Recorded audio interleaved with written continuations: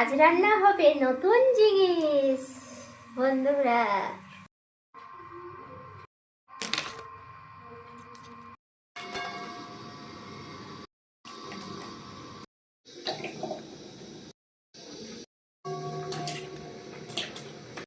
নতুন সবজি বানাবো আজকে, তো নিয়ে চলে আসলাম। এবার কালো জিরে ফোড়ন দিয়ে বানাবো পাতলা ঝোল।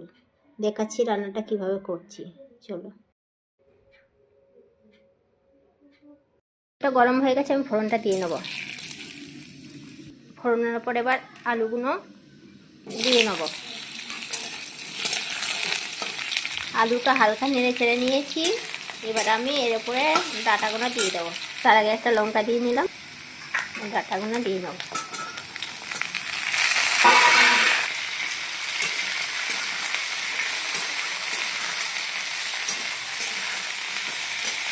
ডাঁটাগুলো হালকা তেলে নেড়ে চেড়ে নিয়েছি। এর উপরে আমি টমেটোটা দিয়ে নেব।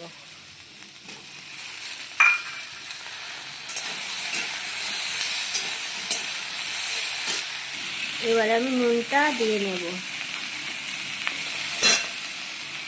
এখানে জিরে গুঁড়ো, ধনে গুঁড়ো আর লঙ্কা গুঁড়ো মেশানো আছে। এই মশলাটা আমি দিয়ে দেব।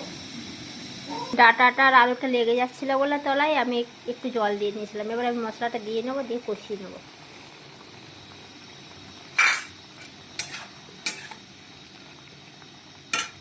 মশলাটা এবার কষাতে কষাতে এবার হালকা যখন তেল ছেড়ে আসবে তখন আমি জল দিয়ে দেবো। মশলাটা কষানো হচ্ছে, ডাঁটা আলুটা ও সেই কালার হয়েছে কষানোটা।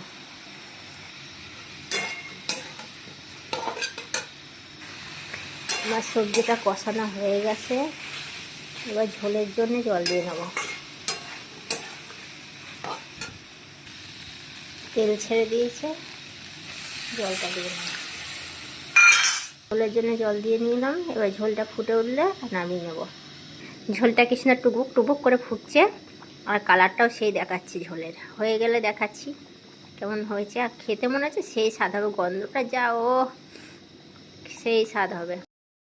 আমার এই ঝোলটা হয়ে গেছে ডাঁটা আলুর। এবার আমি নামিয়ে নেব, তারপরে খেয়ে বলছি কেমন টেস্ট হয়েছে।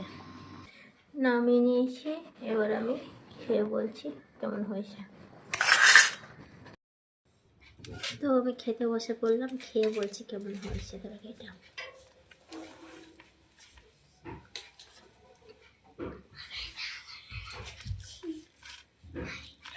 আমার তো এই ডাঁটা আলুর ঝোল খুব সুন্দর লাগে, খুব ভালো।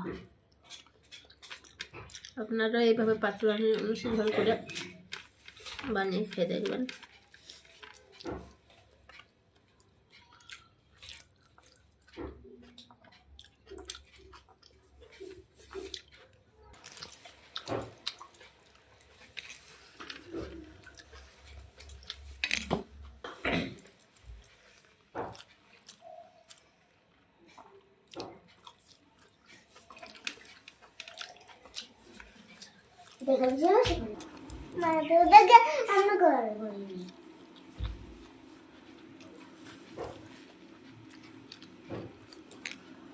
ফাটি যাবি।